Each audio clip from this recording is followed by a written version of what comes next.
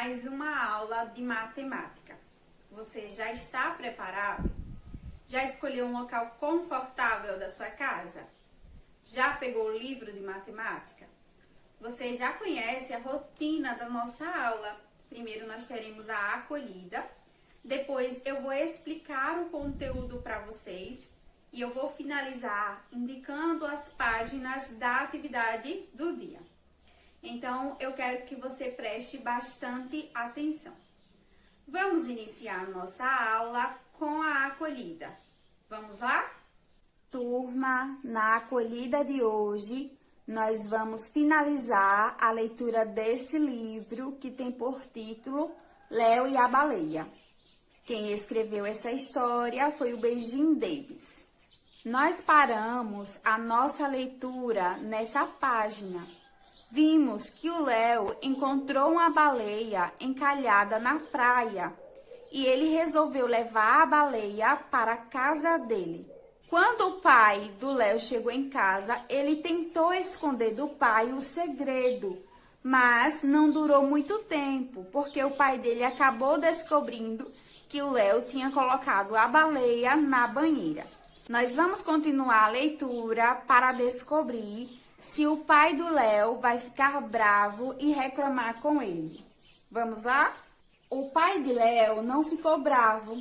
Ele andava tão ocupado que nem tinha percebido que o filho se sentia sozinho. Veja a turma, o pai abraçando o Léo. Ele explicou que a verdadeira casa da baleia era o mar e por isso eles precisavam levá-la de volta. Veja o pai do Léo e o Léo levando a baleia de volta para o mar.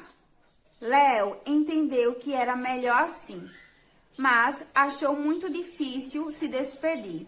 Ele ficou feliz de seu pai estar ali ao seu lado. Veja, turma, o pai Léo observando o filhote de baleia de volta no seu lar, que é o mar, né, turma? Léo sempre se lembrava da baleia. Ele esperava um dia. Vamos descobrir o que Léo esperava? Ele esperava um dia encontrar sua amiga outra vez. Veja, turma, o pai do Léo e o Léo fazendo um piquenique e eles encontraram, o filhote de baleia novamente junto com a sua mamãe. E esse é o fim da nossa história de hoje. Turma, agora chegou o momento em que eu escolho duas palavras do texto para conversar com vocês. Eu escolhi as palavras bravo e ocupado. Bravo, nós vamos encontrar no texto quando a história fala que o pai do Léo não ficou bravo, porque ele tinha percebido que ele andava muito ocupado e o Léo andava muito sozinho. Veja que ocupado nós também encontramos nessa parte da história. Agora, nós vamos começar a analisar essas palavras. Vamos começar vendo o número de letras da palavra bravo. Vamos lá? 1, 2, 3, 4, 5. A palavra bravo tem 5 letras. E quais são essas letras? D, R, A, V-O. E a palavra ocupado tem quantas letras? 1, 2, 3, 4, 5, 6, 7. 7 letras. E quais são essas letras? O, C, U, P, A, D, O. Ocupado. Turma, quantas sílabas tem a palavra bravo? Veja. Bravo. São 2 sílabas. E a palavra ocupado tem quantas sílabas? Veja. O-cu-pa-do. São 4 sílabas. Turma, essa foi a acolhida do dia. E aí, turminha? Gostaram da leitura? Eu espero que sim. Gostaram também das palavras que eu escolhi para conversar com vocês? Agora, chegou o momento de explicar o conteúdo do dia. Hoje, nós vamos fazer uma revisão sobre simetria. Então, preste bastante atenção, porque depois vai ter atividade para você fazer. Então, é muito importante que você compreenda muito bem o que é a simetria. Vamos lá?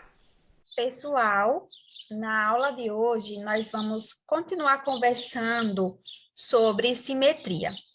Na verdade, nós vamos fazer uma revisão. Nós já conversamos sobre esse assunto em outras aulas de matemática. Na aula de hoje, nós vamos fazer uma revisão. Então, veja, nós vimos que simetria ela é definida como tudo aquilo que pode ser dividido em partes, sendo que ambas as partes devem coincidir perfeitamente quando sobrepostas.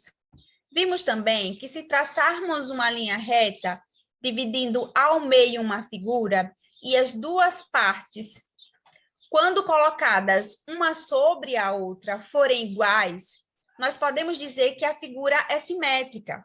Então, veja o exemplo. Veja que essa tartaruga, ela foi dividida em duas partes. Veja que aqui nós temos o eixo de simetria. Ao dobrar essa figura nesse eixo de simetria e colocar uma parte sobre a outra, nós vamos perceber que elas se encaixam perfeitamente. Então, nós podemos dizer que essa figura é uma figura simétrica. Veja, nós aprendemos o que é o eixo de simetria, que é a linha imaginária ou real que divide a figura ou objeto em partes idênticas. Observe, essa linha aqui, no meio da borboleta, nós chamamos de eixo de simetria. Veja que ele está dividindo essa borboleta em duas partes, e essas partes, elas são idênticas, elas se encaixam perfeitamente. Nós dizemos que essa borboleta, ela é simétrica. Ok, turminha? Vimos também que uma figura tem simetria se tiver pelo menos um eixo de simetria. Se ele tem um eixo de simetria, então nós dizemos que é uma figura simétrica.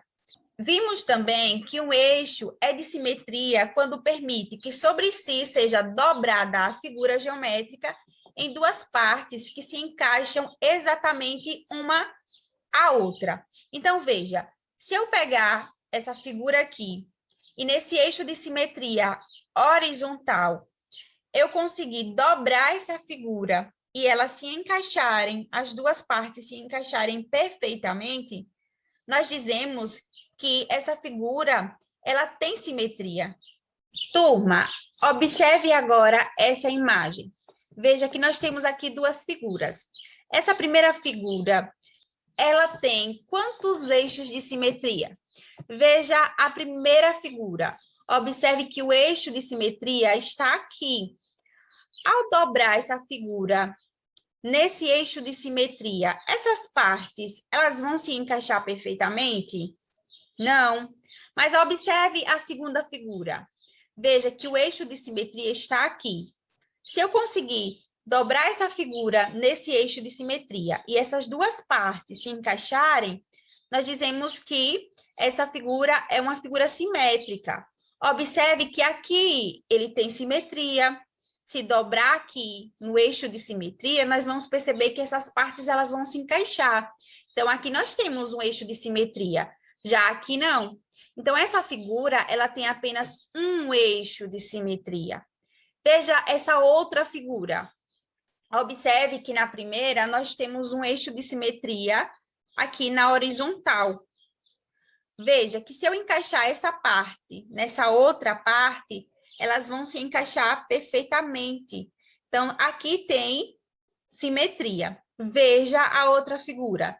Nós temos um outro eixo de simetria. Veja, na vertical, nós temos um outro eixo de simetria. Se você dobrar nesse eixo de simetria, vai perceber que essa parte se encaixa com essa outra parte. Então, veja que essa figura, ela tem dois eixos de simetria. Então, veja, nós aprendemos em outra aula e revisamos nessa aula que uma figura ela pode ter um eixo de simetria ou vários eixos de simetria. Nesta aula, aprendemos que observamos algumas figuras que apresentam um ou mais eixos de simetria. Quando uma figura pode ser dividida em duas partes exatamente iguais, e tais partes, quando sobrepostas, se encaixam perfeitamente, dizemos que a figura é simétrica. Também vimos que a linha que divide a figura de tal forma é chamada de eixo de simetria. Então, aqui está o resumo da nossa aula de hoje. Agora que nós já revisamos a simetria, eu quero que você pegue o livro de matemática, vai abrir ele na página 231.